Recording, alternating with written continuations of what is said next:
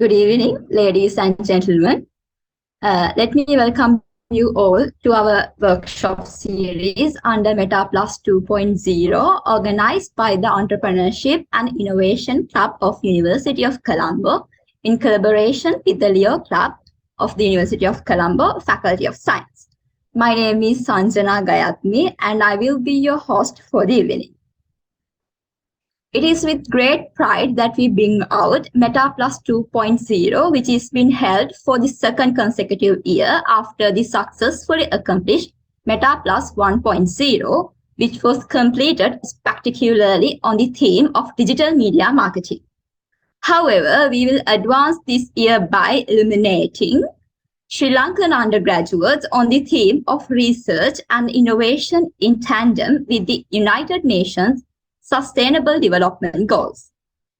After successfully commencing 2 workshops, we finally came to the third and final workshop of Meta Plus 2.0 Phase 1 workshop series. In the first workshop, we brought to you an introduction to research, and in the second workshop, it was about how to write a good research journal. And now we shall commence the workshop for today based on commercializing research outcomes. To guide you on your journey as a scholar in tomorrow's world, we have a distinguished lecturer from the University of Colombo Faculty of Science, who is none other than Dr. Dilushan Jayasundara. Dr. Jayasundara obtained his PhD in physics from University of Houston, USA, and then joined the School of Chemistry, Trinity College Dublin, as a postdoctoral fellow. He is currently a senior lecturer in the Department of Physics at University of Colombo. He has also held positions of visiting researcher at Trinity College Dublin and senior research scientist in Sri Lankan Institute of Nanotechnology. Dr. Jayasundara is a SEDA accredited teacher in higher education. He is the best influence for all budding innovators here. Afterwards, the Q&A session will be held and you may direct your question to Dr. Dilushan through the chat box. Sir, now I respectfully invite you to address the gathering. Thank you very much, Sanjana, for that nice introduction. Let me start my video.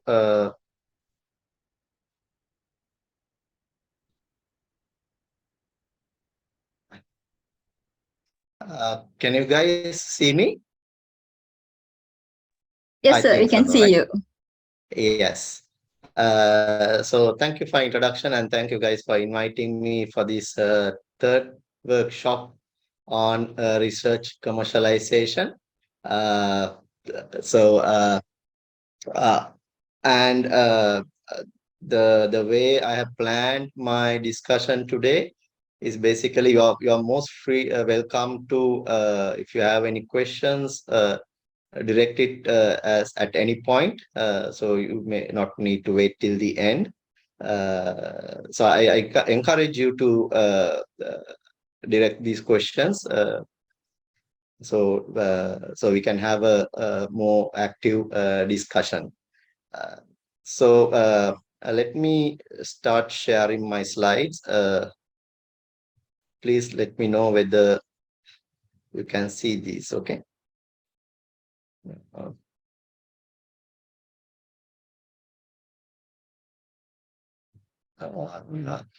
I think I'm not. I think Hiroshi, you are the host. So now I have lost my hostship, so I cannot share slides.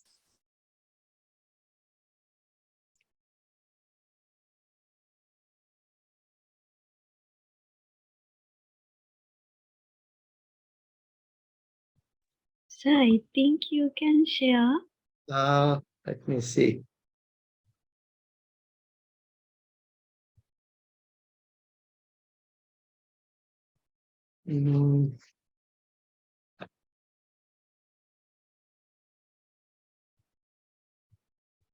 Can I get the host if possible? Because it doesn't allow me for some reason. Okay, sure, sir. Baru, can you give the host to the sir? Okay, I do.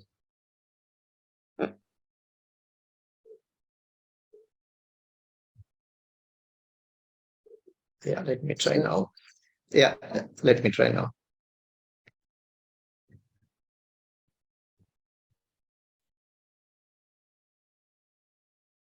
Okay.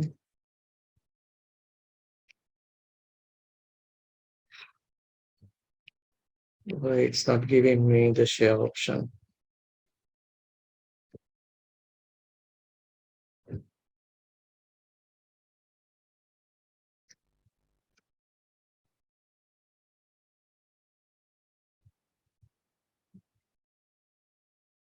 Okay, right. I'm there. Okay, guys, let me know whether you can see this. Yes, sir, we can see it.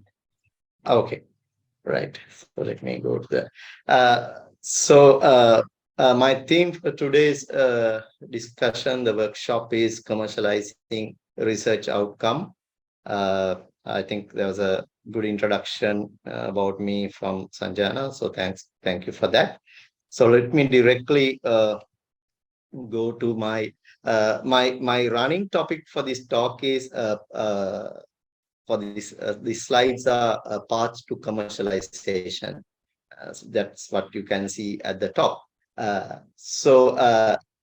In the commercialization process, there are three components that I have listed here. One is uh, uh, the based on the topic, it is the research outcome. So number one is research outcome.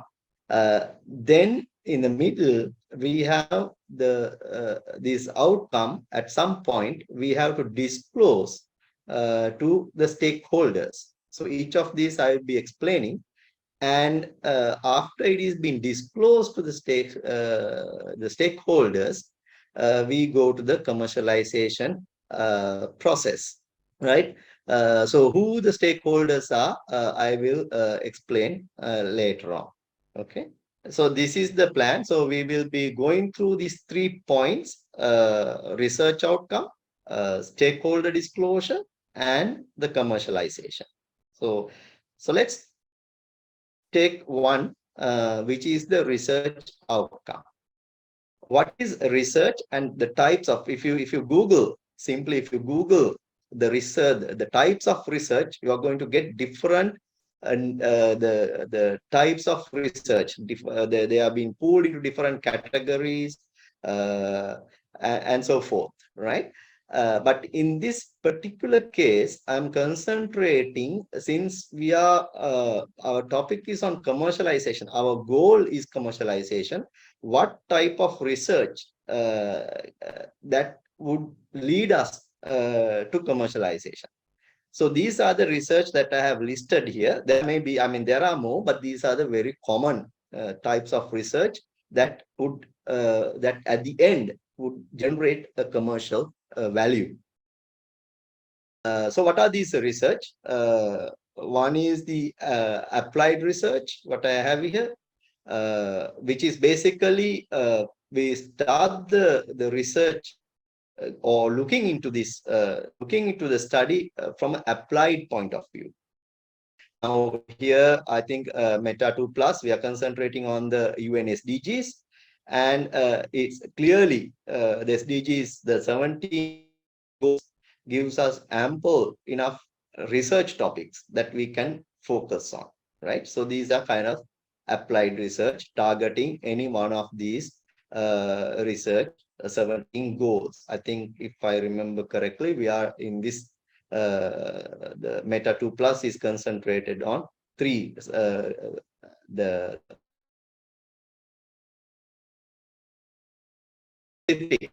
in where we want to concentrate, right? So these are applied. Inductive research is where basically you observe certain phenomena in either coming out of experiment or some or you find it in nature, and you try to develop a correlation of different factors through the correlation, you may be able to develop a process, right? That would bring us a more controllable process that can give us an outcome.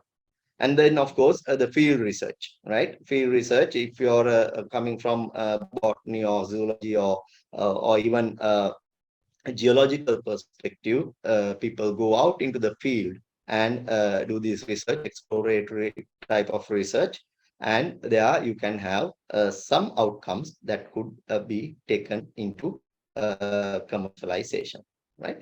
Then there are two other types of research, the case studies, what we known as the case studies, and market research, right? These are also types of research that can generate value. Okay, so in so if the first type, the first block that I have given here can lead to inventions or something novel, right? Novel product, novel process, a novel idea, and so forth, right?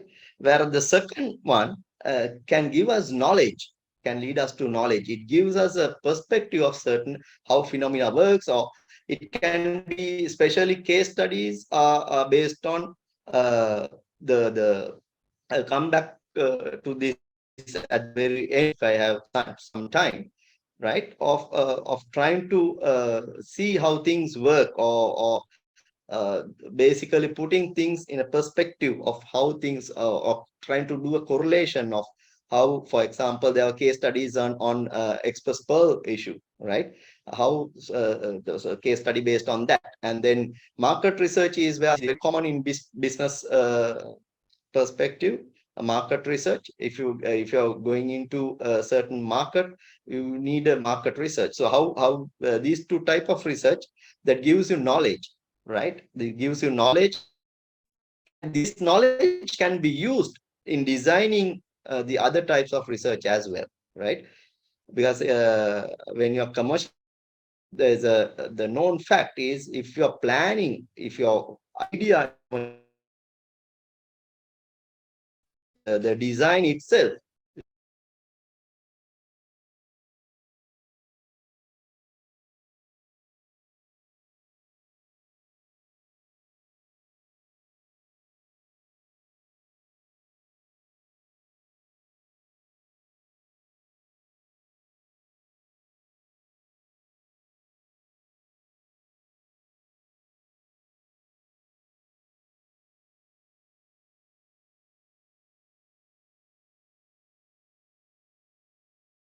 we are taking these outcomes, and then we are at some point going to disclose it to the stakeholders, right? So it is the intermediate step that we in the commercialization process. The intermediate step is very important, and what we will do in the next few slides is how do we disclose this research, what are the methods, what are the things, the common things to follow in disclosing these findings. So that's what we are going to concentrate on, right?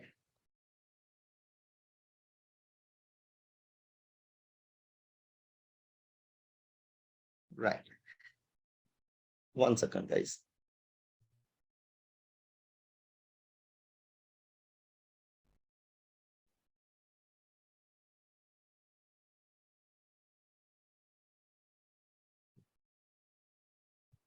Okay, so let's look at the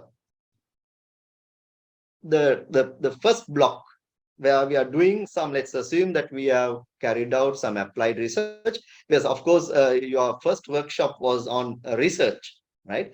So that's why I'm not concentrating on what type of research or what this means, because that's already been covered. So let's look at the research outcome. A research outcome can come in the form of an invention, right? The research outcome can come in the form of an invention. And in this case, what is the path that we are going to take this outcome to a stakeholder, right? So that's what I have highlighted here, right? So if it is, the outcome is an invention, then the very first thing, the very first step you should do is identify or do invention disclosure, right, and an assessment. But you have to be careful. This particular step is a confidential step. It should not go into public, right? So this particular step, if you are working for an organization, it is some certain organizations, they have their own policies on invention disclosures, the procedures, the universities and research centers. And if it is you working as an independent person, or you working with your partners, right, it is between you that you have to create this invention disclosure. So basically this is clearly clarifies who are the people involved in this particular research outcome. So who was instrumental, who was instrumental in bringing the idea into action or coming out with a product or some process, right? So identifying, I mean, there may be your research to this level would have gone through certain several stages, right? There may be years. For example, in my own research, we do undergraduate and postgraduate research. Some of the research goes through several people. I mean, the initial concept is done by one student, and then certain inventions or the other modifications come from the second person. Likewise, it can go through several people. But when it comes to the real disclosure, you have to identify who are the key players, right? Who are the key players who are instrumental in bringing the outcome, which is in the form of a novel invention, right? So that is very important, because why it is important here, the later on, I mean, everything generally things are, people ignore, and people are very generous and very kind-hearted, and I mean, uh, in at this point of an invention. But if there is a success, and if there is a huge financial benefits come out from your invention, then only people would start complaining, okay, I have been here, but I was not given the opportunity, or I was not being recognized as an event. All this comes later on, right? So it is, therefore it is important here, and there can be court cases as well. There has been court cases, right? Later on, people coming and saying that they have been largely ignored, right? But so it is very important at this point, the who identifying who are the real contributors to the invention, and communicate to them that they have been involved in this particular process, right? And then the assessment, right? Now this assessment is where you look at the value of your invention. You're basically you're trying to look at the what is the market for your invention, right? What is the market for your invention? What is the scale of it, right? So a little bit of this I would be discussing later on in one more in a slide that I have, right? So you give an assessment as to what is the value of your invention, right? Generally, for the inventor, of course, the human nature is such, it is the most valuable thing that you have ever most probably done, right? But we have to be really look into the assessment from a third party point of view.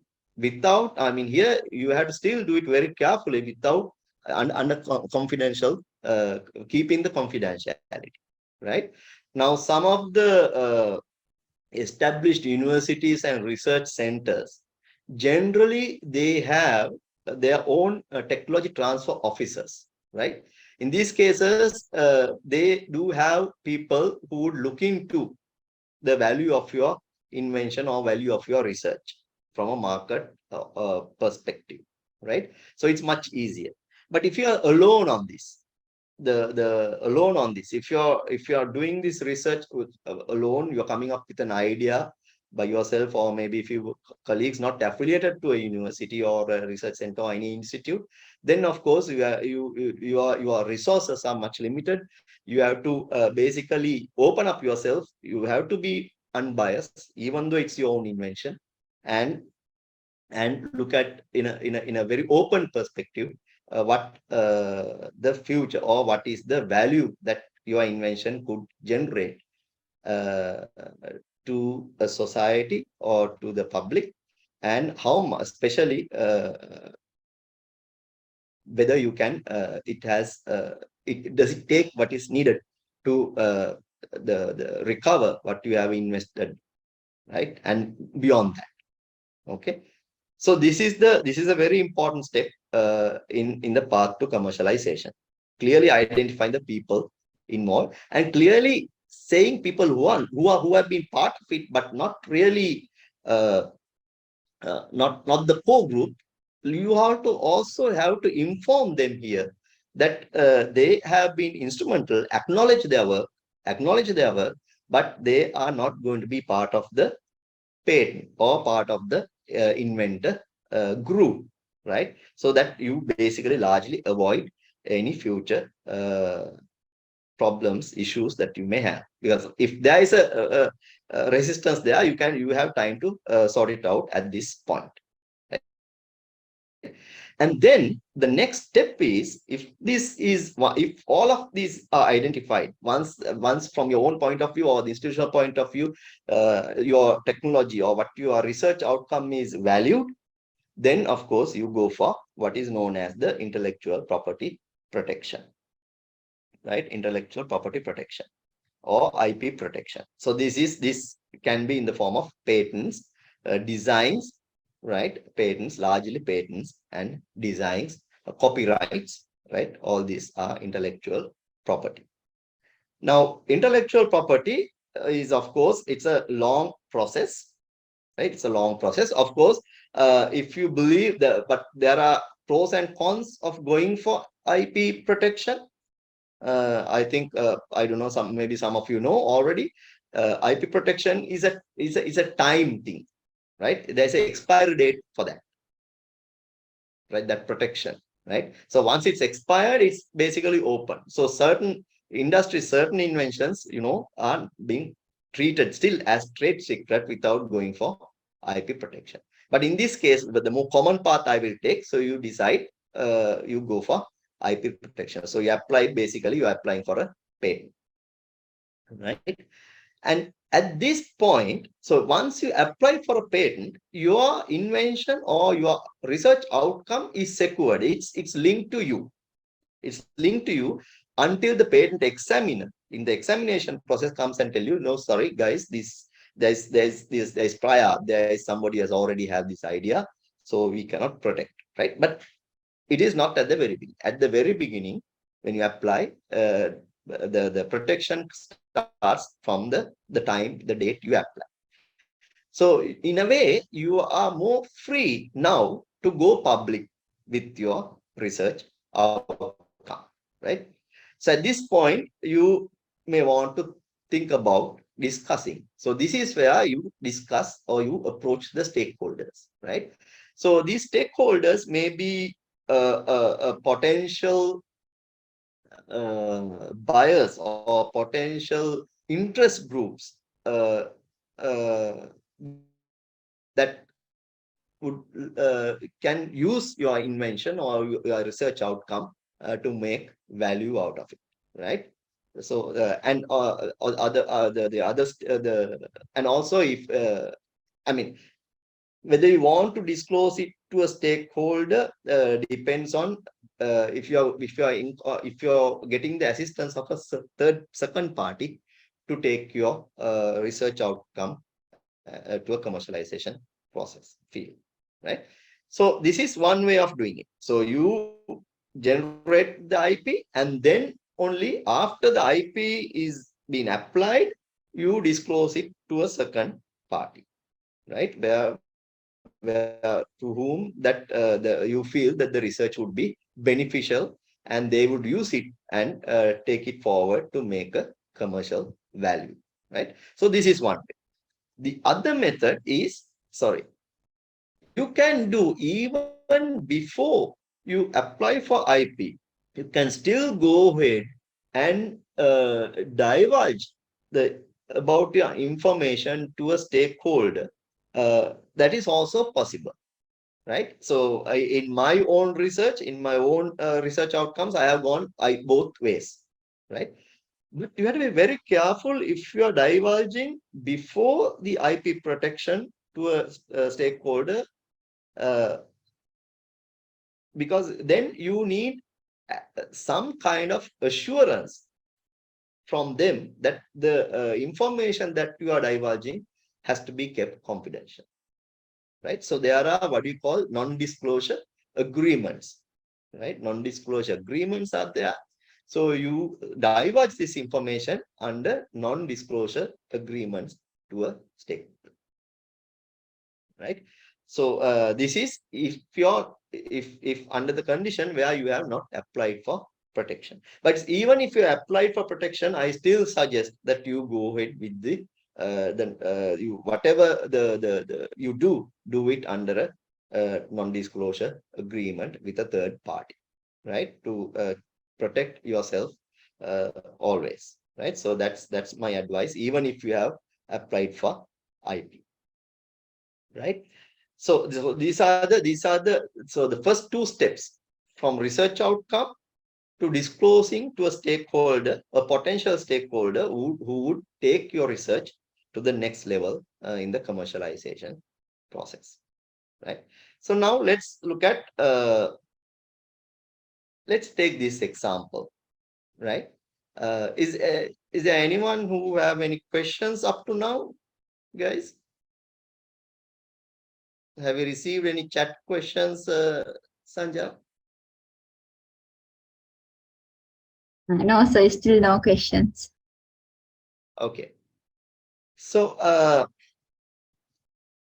so let's look at the stakeholder disclosure. What we disclose. So in this particular slide, I'm going to discuss about what should we disclose about our invention or our research outcome, right? So what you see here is one of the I have taken one of my own examples here, right? This is my first disclosure of my research outcome to a company, right? So I was working on water purification materials, right? Materials for water purification. And what you see here in the left hand side beaker is the effluent from a dyeing process. And the second beaker is the same effluent after being treated with the material that we have developed. So it's basically, and what you see inside is a tea bag, and what we did is actually we want to show the process. We want to show we want to attract the first part of disclosing to stakeholders. You have to grab their attention. You have to grab their attention immediately, right? The moment you see they see it should grab it, right? So we have put our material, absorbent material, into a tea bag, and we put the tea bag just like you make a cup of tea. Here, of course, what it does is it absorbs the color from the effluent water, right? Or the contaminated, dye contaminated water. So this was my slide. I never showed anything else, no details, nothing. So I just showed this to an interest group, right?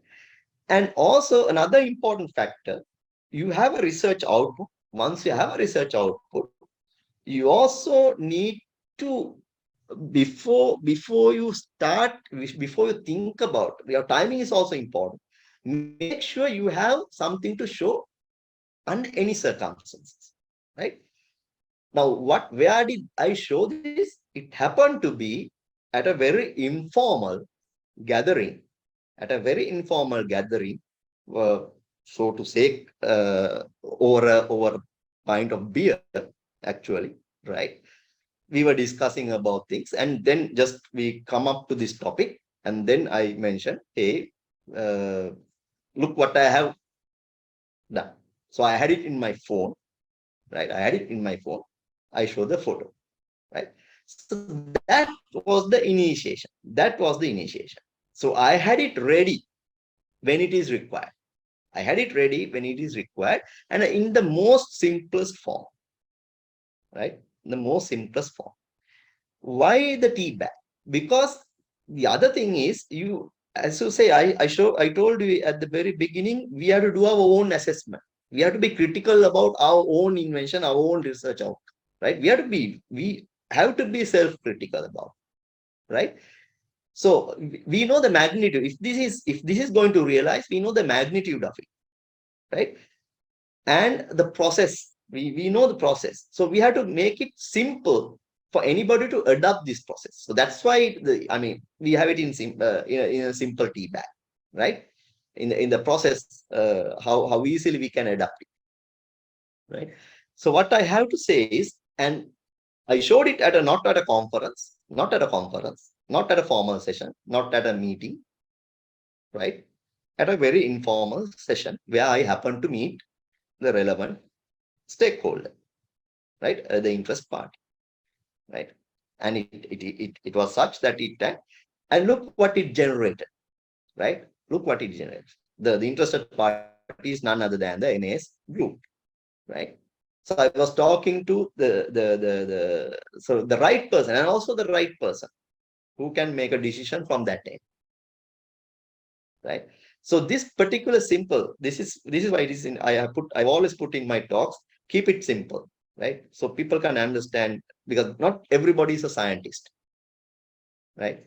So keep it simple and you present it in a simple form, and then that you can, that's one way of, right? So apparently this was the disclosure which I made, and then it led to this particular invention, which is now patented, being licensed to MAS for their effluent treatment, right? At the moment, I believe they are trying it at a pilot scale in the Tuliria plant. So this was the path. So this is one way of disclosure into. So this happened actually. The discussion happens after we have filed for the patent. So we internally we filed for the patent, and then we look for the commercial. We were in the lookout for the commercial partner. Apparently, the commercial partner, it happened to meet at a different place, but it worked out, right? So this is one way of staying, right? So from a very simple thing, let's see, there is a chat question. All right. So, okay.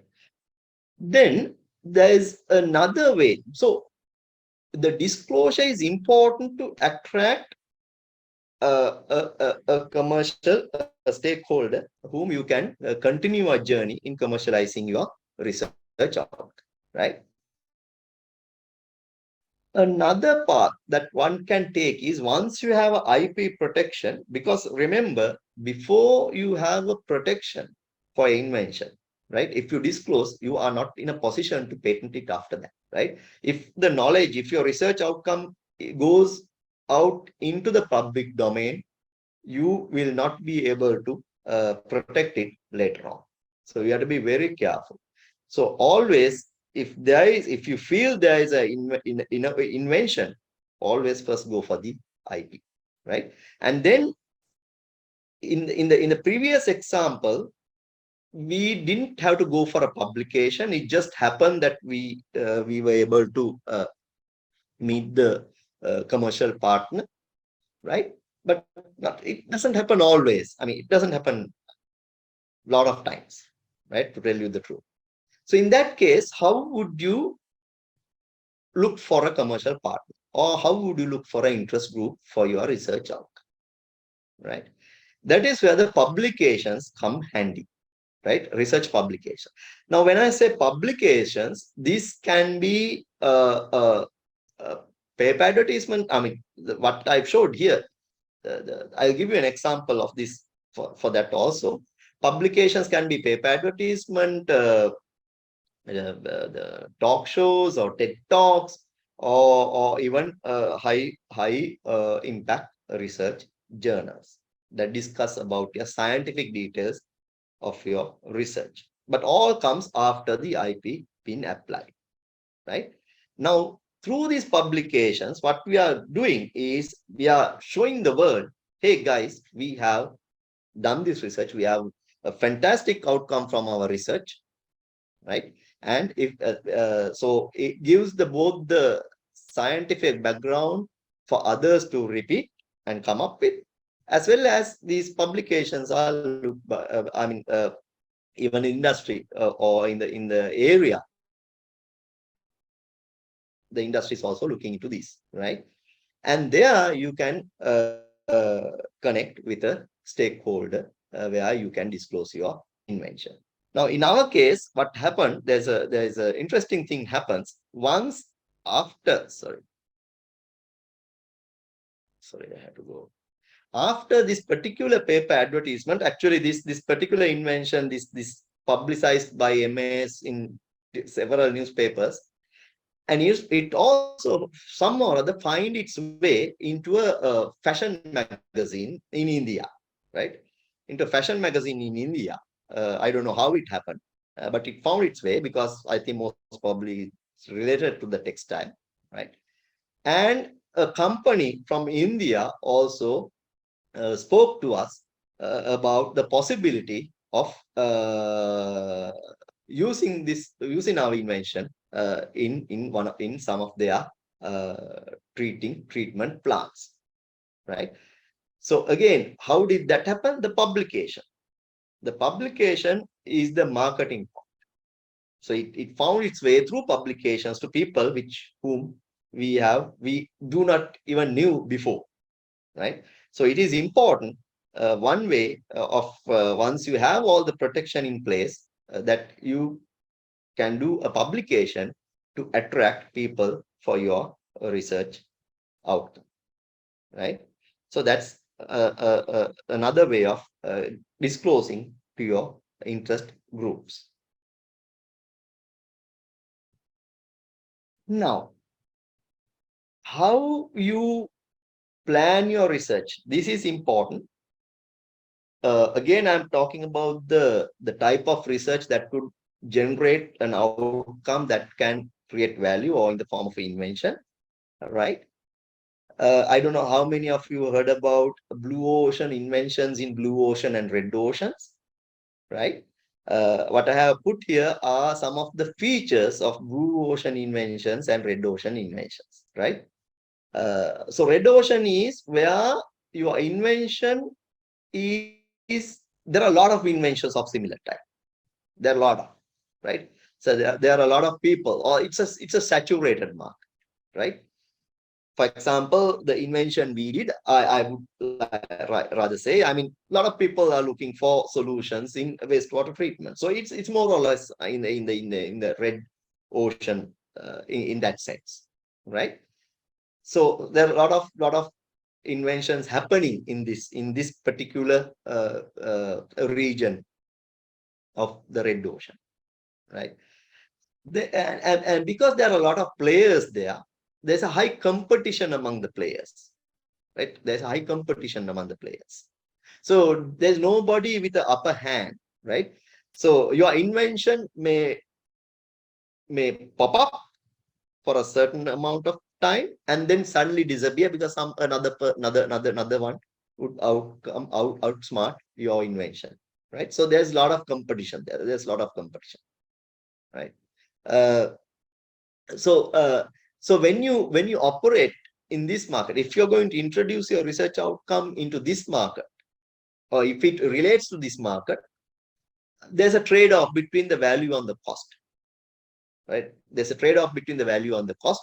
So the moment so it's more or less very much sensitive to these two.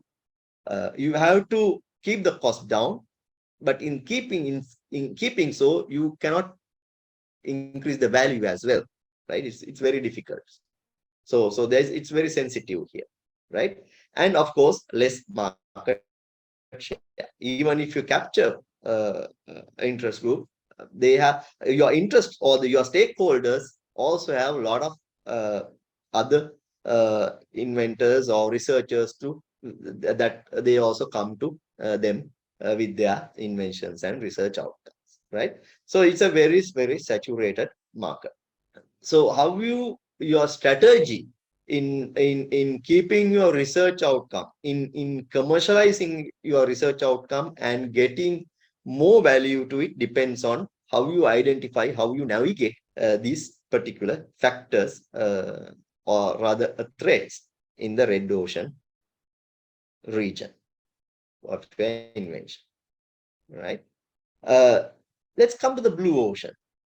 Here, it's basically it's a region where uncontested. So you are coming up with a break, what you call this a radical innovation or radical research outcome or something really new, right? Most of the time, this happens with the new technological inventions, right? So you enter into a very much of a unsaturated, uncontested region. So there are not much inventions in this region, right? So because there are not much inventions in this region or in this category, you have less competition to worry about. So you have the freedom, you have the freedom to operate. Whatever you do, it's a hit, right? Whatever you do, it's a hit, right? Then you can also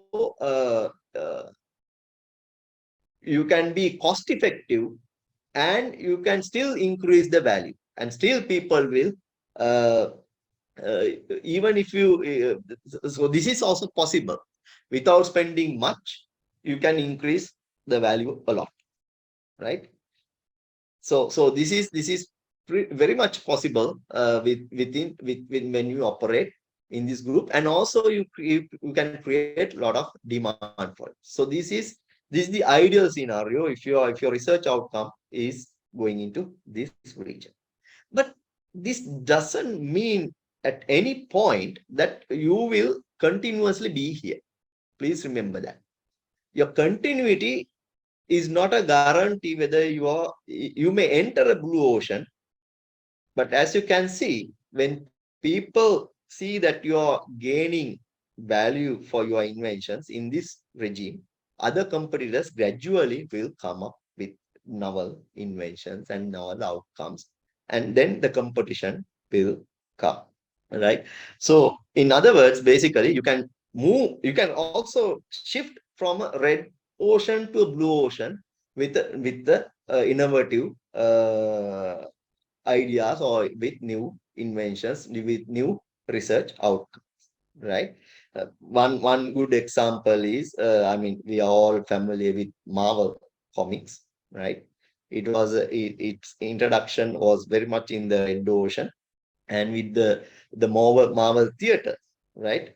It moved into a new regime, new area where they hardly saw any competition at the very beginning, right? With the movies such as Avengers, right? So it was a grab. So they were basically uncontested in that league, even though they were in the comic book side, they were in the saturated market, right? And also you can move from blue ocean to red ocean as well with time. So there is no continuous people who are in the blue ocean, right? For example, another example is Amazon, right? With the online uh, uh, sales, right? Online uh, commercial products, right? They came into here, but of course now there are a lot of players in this regime as well, right? So it's not a guarantee that you will to uh, continue to operate in one of these, but you will switch from back one to the other.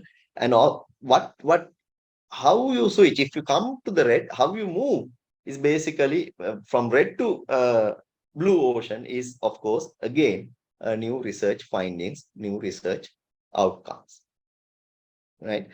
So you at the research. So you are the best person to know where your research outcome would fit into, right? If it fits into blue ocean, you have the freedom, you have more breathing space to operate. But of course, you have to make sure you continue in that while there, you have to continue your inventions or your development on top of what you have to make the time you spend in the blue ocean longer, right? If not, you will fall back into the red ocean, right? So this is a very important where your research will fit in the commercialization process, right? Right. So another important part is whether this is largely depend on your invention, whether it's a what you call the market pull or market push invention, right? Market pull, it's very easy to look at market pull. Market pull is where there is a demand for such inventions. Now, the very good recent example is during the COVID pandemic, right? We all saw there was a significant demand for products that would basically prevent the COVID virus from getting into your respiratory system, right? Or products such as masks, right? Different coatings came, different, designs, right? All that came because there was a huge demand from the market for new inventions, right? So these are known as market pull inventions. So is your research part of this? Is your research outcome, the moment you put out your research outcome, is it going to get pulled by the market, right? Then, of course, how your strategy on how you're planning your commercialization depends on whether this market pull or market push, right? So basically, what you have to spend in terms of marketing your research outcome is less if it is market. Now let's go to market push. Market push is now market pull is where your door is what I've shown here is the door is half closed. So you just market push is you are trying to push so you're forcing your invention out to get the acceptance of the stakeholders or of the customers or the public, right? So you come up. So these are the type of inventions are more or less new to the world kind of inventions, right? So the need of it was largely not felt in the market before, but you come up with a new technology, you create something, and then you try to put it into the market, right? So these are known as market push research outcomes, right? So they are being, you have to push them. So here your strategy, you may have to do a lot of marketing, right? Sometimes actually your research cost is much less than your marketing cost when it comes to market push kind of risk. So your commercialization cost is much higher if it is a market push, right? But of course, again, if this push is worth if it goes into the blue ocean kind of invention, right? Where there are hardly any competitors, you enjoy your invention at that, right? And the timing is also very important. I'll give you an example. If you have already been working on antibacterial coatings and antibacterial kind of things at the time of before the COVID pandemic, and when the pandemic hits, you are ready to go. You had a market. Immediately you can. So immediately you have to do whatever the necessary things to get it ready to get it into the market because there is a demand, right? But on the other hand, now, for example, we were working on sensors, LP gas sensors, right? Just before the COVID hits, right? We had very good success in fully IoT-enabled LP gas sensor. But what happened in Sri Lanka, you know, what happened during the COVID and subsequently after the COVID? I mean, we were unable even to finding a gas cylinder was a hard thing, right? So, 1 second, guys.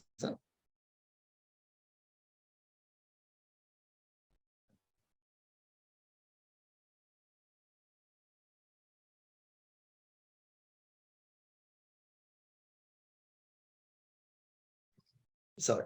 Yeah. So then we realize it is not going to be a good time to put out our research outcome, because nobody was interested in it, because there were other issues related to the same area of products, right?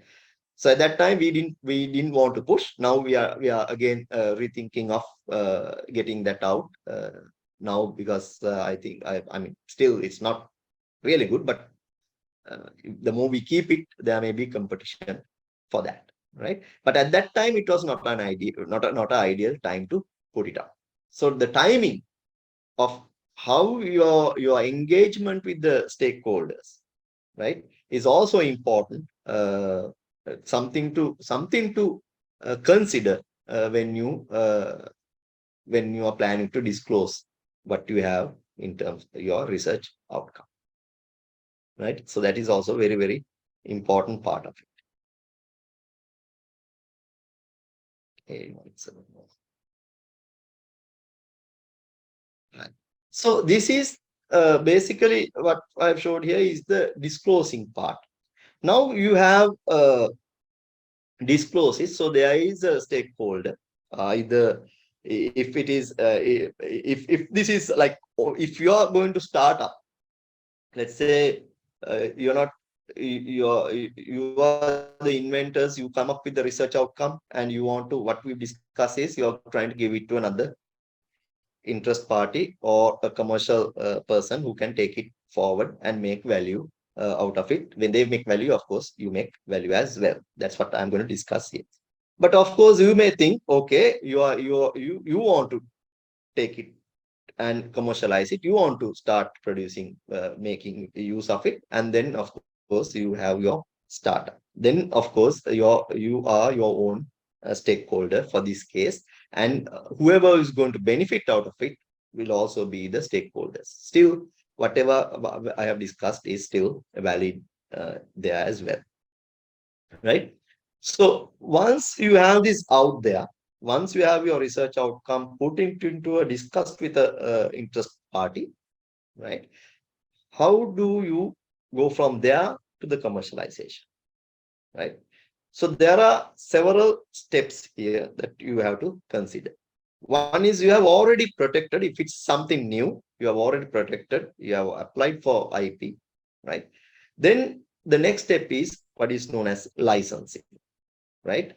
Or in terms of you are either licensing for royalty payment, right? So you have an invention. So what we did is our invention of the material, waste treatment material, we license it to MAS. So the paper article that I showed you was a photo taken at the licensing ceremony, right? So you license it. So what the licensing means, it's kind of a so whenever they are using it, right, or there is an agreement between you and the company that you are licensing it, out of this sales, amount of sales or usage, there is a percentage that you are going to get in terms of royalty, right? So that is the reward for your research outcome, the effort you put, that is the reward, right? Sometimes if some of the companies, some inventions, they feel, I mean, the licensing agreement, there are separate licensing agreements, so you have to be very careful. Even when you do the licensing, the agreement, you have to be very careful what kind of licensing agreement is there, right? There is a term called exclusivity and non-exclusivity, right? That one means exclusivity, you give full right of use to this particular company. So in other words, you are not allowed to license it to any other party, right? And the range depends on your agreement, right? Any other party can be anyone, not only in a particular sector, but any sector you're not allowed, right? So it's basically exclusively given to this particular organization.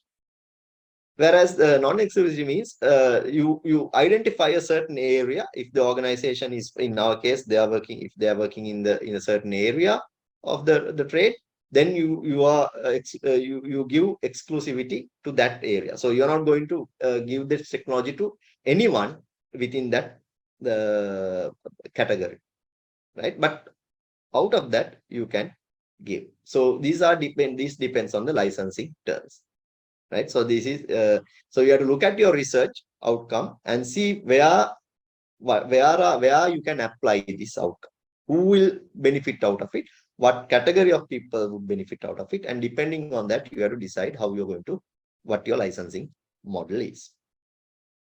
Then let's say that's also done. Then there's another important part, scale up, right?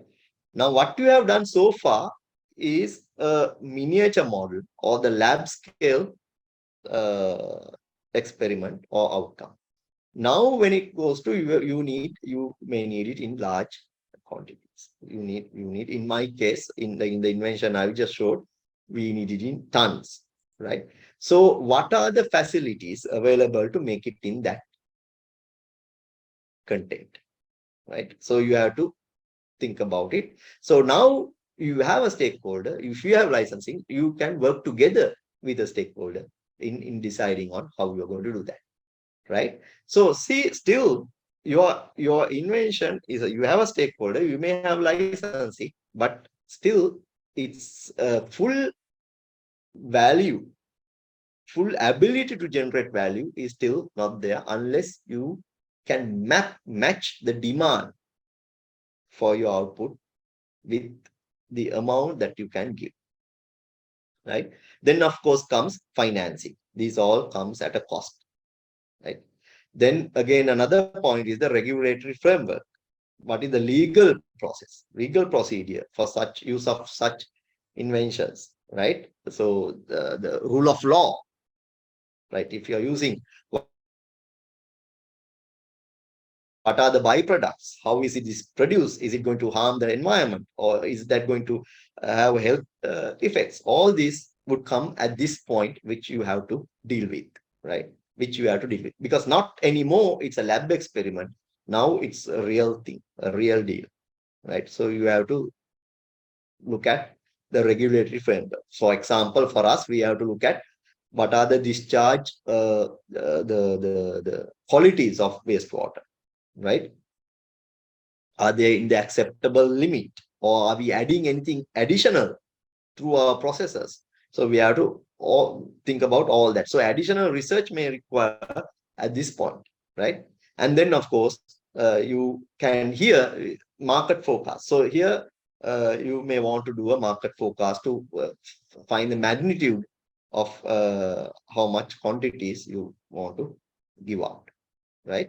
And all that would lead to, with all that only, that your research will lead into commercialization, right? Final commercialization, where you generate value for your research out, right?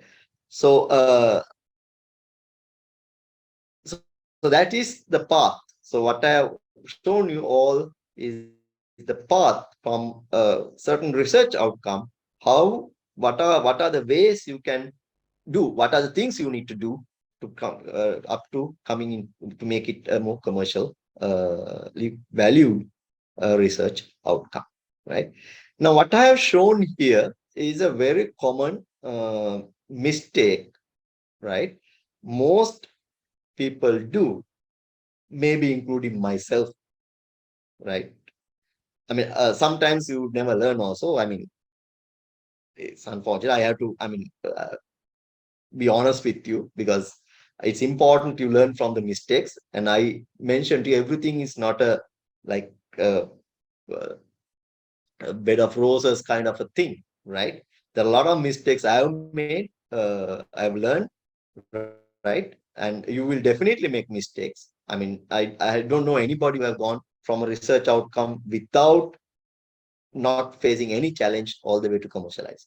You always face challenges, you always fall, and you learn. Your experiences are what matters. And most of the time, the experiences are unique as well, right? So this is, I selected this as a common, the reason where why most of the Sri Lankan research outcomes have not come to the level of commercialization is given, right? What I have shown here is a cake being baked in an oven and is being taken out. Now we all know, let's assume your research outcome, your research is the cake, right? Now we know, if you happen to go by a bakery, right, the smell, right, the smell of these breads and the cakes comes at when you go by, right? But if you know about it, the most, I mean, it smells really nice, but actually the cake is not fully baked yet. But it smells really nice. You feel like open the oven and taking it out, right? You feel like it because it's so, I mean, it's so good. But what happens if you do that? If you do that, you take it out immediately. It just, I mean, whatever it just, I mean, some of you may have experienced the it just comes out. I mean, it's not fully baked. It's just you get the raw thing, right? It just shrink again, right? It just shrink again because it's not fully done. Right. This is what happened to most of our research. We don't wait until it's really properly baked because it smells good, it sounds good, and the people are so that even the most of the inventions that came out. I mean, if you look back and see how many inventions that came out, or during, or the ideas that people put out during the COVID time, right? How many of them are still there, right? How many of them have really realized the value of their research out? Very few, very few, right? One of the reasons is that they have pulled it out much early, right? Most probably through media, right? We all know what happened. I mean, a lot of products that came out, there was a huge media hype, so they ran on they just ride the media hype and put out things too fast. And once, as you know, once it's out in the public domain, you can protect it also, right? So there goes uh, your expectations of making value from your research. So don't put it too early. Don't take it too early. Wait till it's fully baked, your research, before you disclose, right? So that is important. And if the timing is a factor, you yourself have to work harder to make it, get it in time, right? Commercialization. So this is a very, known thing in research commercialization, the navigating the valley of death. As I said, it's not a smooth path. There are a lot of valleys, hills, right, that you have to navigate. You definitely, nobody has gone straight. Nobody, right? Every point, the very first time you attempt, you fall at the very first dip, right? And then you learn, you go back, you get frustrated, but it's all part of the learning process. So nothing to, I mean, frustration is good. Don't worry about it too much. You learn from it. You get up, you learn from it. You will not make the same mistake again, and you will find alternative ways of going, right? So it's always a very rough, but people have already gone there, have shown that they can go. It's all in the mental of how hard you want to push yourself, right? But knowing what to expect is very important. right? Knowing what to expect is very important, and the steps that you have to go through and how you strategize in navigating those steps are very, very important. So that's my attempt here has been to show you some of these steps that you will encounter, and how some of the ways or what you have to navigate, and you have your own experiences, unique experiences that you will create for yourself in this process, right? So my final slide is basically your research is the roots, right? Your roots, you nurture your roots, right? You do research and it gives you outcome in the form of fruits, right? And these fruits you commercialize, right? You create value out of commercialization, and the value you create will give you the reinvestment resources for you to develop your research further and to get more output from your research. So it is a upward going cycle, right? It's upward cycle where your outcome commercialization, and commercialization generation value, and value giving you resources, and that resource can be taken up for your next research idea net, and that would generate the next research outcome. So with that, I'm going to stop. I hope I have delivered some of the content that would be necessary for you to take your research outcome all the way to commercialization, and especially how important the stakeholder disclosure is in this process, right? So thank you very much, guys, and I'm happy to take any questions you have at this moment.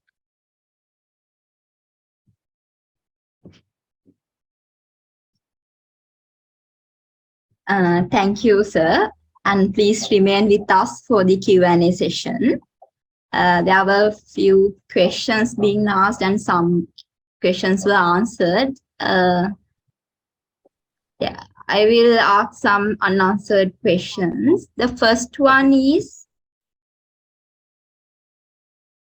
one asked, how can researchers effectively communicate the potential benefits of their research outcomes to the wider public? Yeah, so one way is, as I mentioned, is the publications, right? But benefits, of course, you can discuss without divulging the underlying process or the features of the product, right? Because that's a good question, because that's actually I forgot to mention the benefits you can disclose, right? So that way you are minimizing the time from your research outcome to the commercialization, right? So the ways of doing it is, I mean, social media is there, right? The digital media, and if it's a research, if you want to get now, there's a common misunderstanding. People think like the research publications are read by only academics or researchers in research institutes. No, right? Even the industry, there are industry have their own research facilities, and these guys also read them and can approach you, right? So these are the ways that you can communicate your research outcome to the public and to get them involved with your get them to discuss with you about a possible commercialization. Thank you, sir. There's one more question. How can universities and other research institutions best support their researchers in their efforts to commercialize the research outcome? Yeah, that has been a problem for a while in the university setting in Sri Lanka, right? Let me give you a perspective of my experiences overseas, right? In US and Europe, I have been.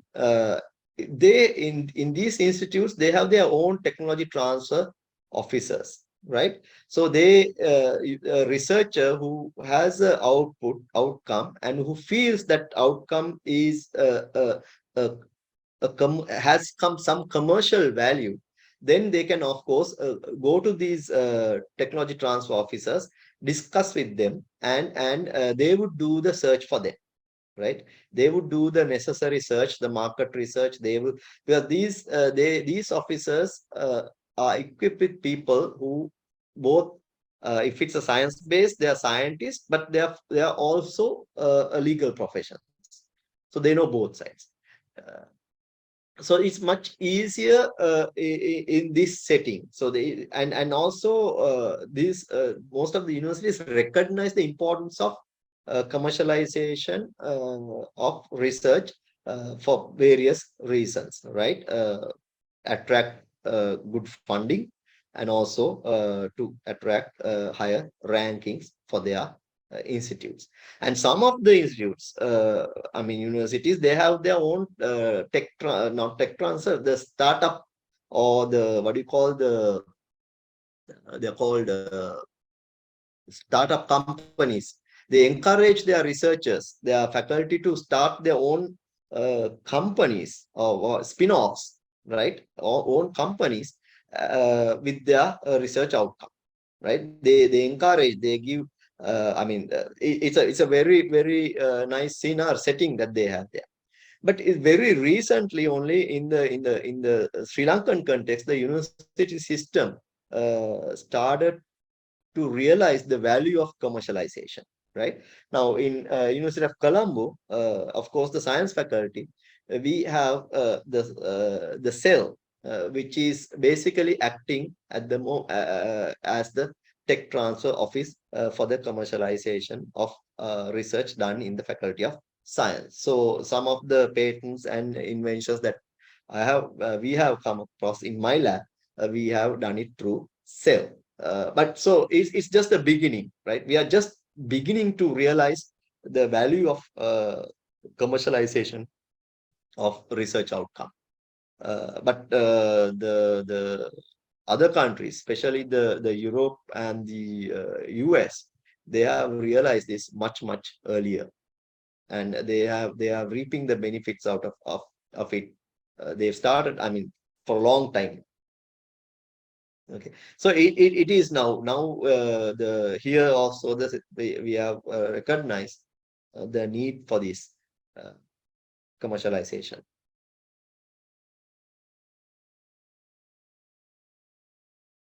Thank you, sir. That was indeed a very informative session. Let me take this opportunity to thank you on behalf of the organizing committee for gracing the occasion. We are indeed humbled by your presence here today for spending your valuable time with the betterment of the earnest youth of Sri Lanka.